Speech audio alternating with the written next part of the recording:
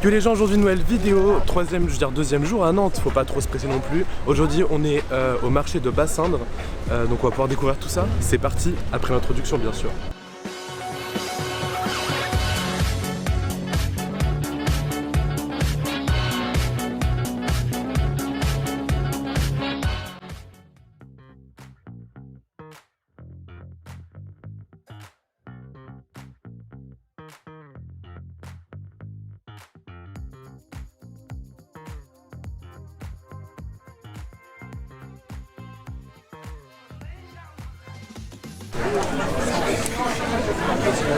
Ah ouais. Quoi? C'est frais hein.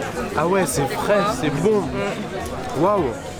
Je venais de goûter des anchois au citron, c'était vraiment frais, incroyablement intéressant en bouche parce que de base j'ai l'habitude de goûter des anchois, les basiques là au vinaigre, je sais plus, c'est...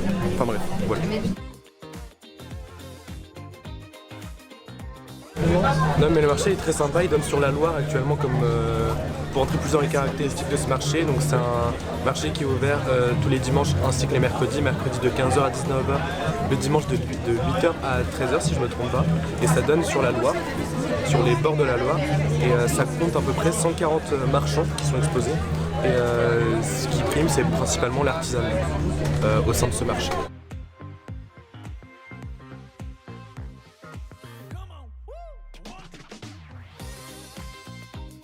Bon, au final, pour l'instant, je ressors avec un petit thé mangue abricot ou pêche abricot, je sais pas vraiment. En tout cas, très bon, et donc je pourrais faire une infusion à froid. Merci ma soeur.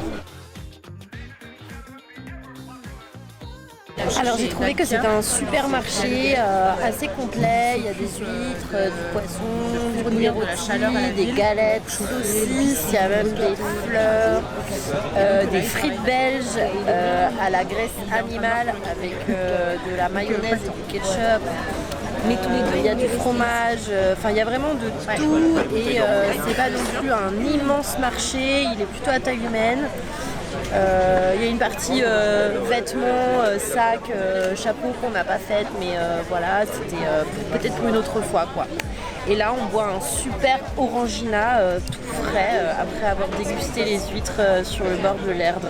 C'était vraiment top. De la Loire. Voilà, je recommande le marché de Bassindre. Ciao! Tomorrow. Dernier jour à Nantes, hier on a regardé le château ambulant de Studio Ghibli. J'en avais déjà entendu parler il y a longtemps, du Studio Ghibli, pas du voyage ambulant. Et voyage ambulant, j'ai adoré, voilà. On se retrouve actuellement dans le jardin extraordinaire, donc à Nantes. Ça fait partie des 11 plus grands parcs de Nantes si je me trompe pas. En tout cas c'est ce qu'on a pu voir, que j'ai pu voir sur le site officiel. Et là on arrive directement sur une petite cascade artificielle. Très beau en tout cas.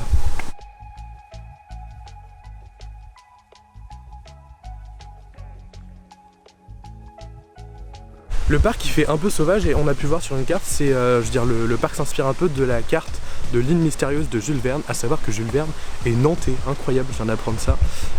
Et donc ce parc il a été inauguré en 2019 et on a un peu ce côté un peu sauvage qu'on retrouve un peu sur l'inspiration de la carte de l'île mystérieuse de Jules Verne, voilà. La reproche que je donnais à ce parc, c'est qu'il n'y avait pas d'espace vert pour pouvoir vraiment s'asseoir et puis profiter de faire un petit pique-nique, etc. Effectivement, là, on a une extension du parc où il y aura un peu plus d'espace vert, comme je vous ai montré juste avant ou juste après, avec un grand bassin au milieu. Donc pour l'été, ça peut être cool d'avoir un petit espace rafraîchissant, quoi, comme un petit bassin. Donc c'est très original en tout cas. Pas mal du tout. Après, ce parc, il fait vraiment très forêt, quoi, genre un peu Amazonie, tout ça, tout ça. Après pour pouvoir respirer un peu, je trouve que c'est pas mal aussi d'avoir un petit espace vert dans Nantes.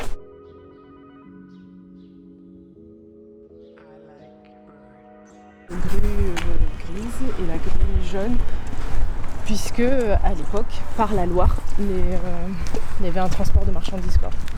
Ce qui n'est plus le cas aujourd'hui. Donc ça représente un peu entre guillemets les monuments de Nantes en soi. On pourrait dire ça comme ça, non? C'est des symboles. Symboles. Quand tu représentes Nantes, tu vas la représenter par l'éléphant que tu avais vu. L'éléphant aussi, c'est vrai, effectivement.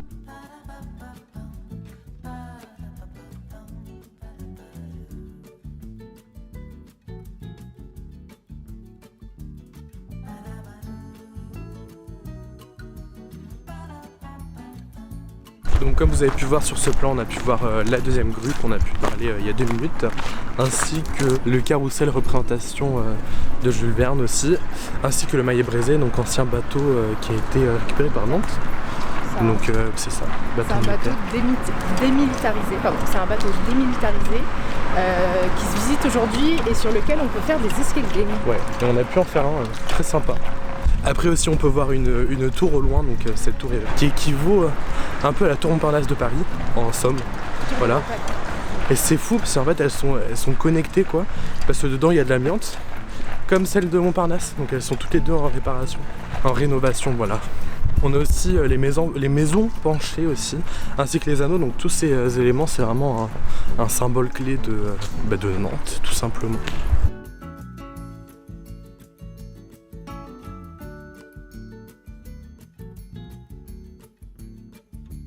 Après avoir mangé des ramen, première fois que j'en mange, ma nouvelle passion dans la vie, et puis après avoir mangé une bonne glace, fraise basilic, photo, maintenant et maintenant. Actuellement on se retrouve juste ici, je vais vous faire un plan, voilà on le voit bien, sur une sculpture qui vient de Voyage à Nantes précisément.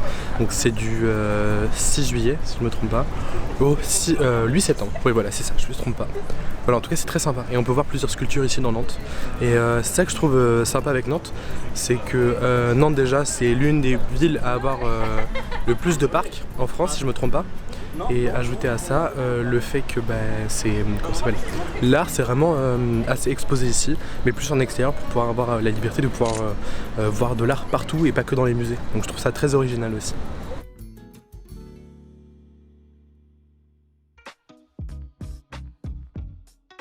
Bon bah voilà, on attend la gare.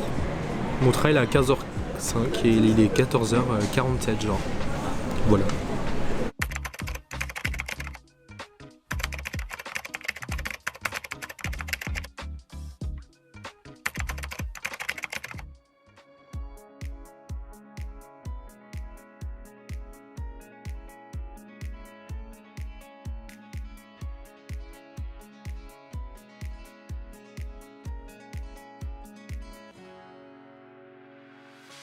The sun lays so brightly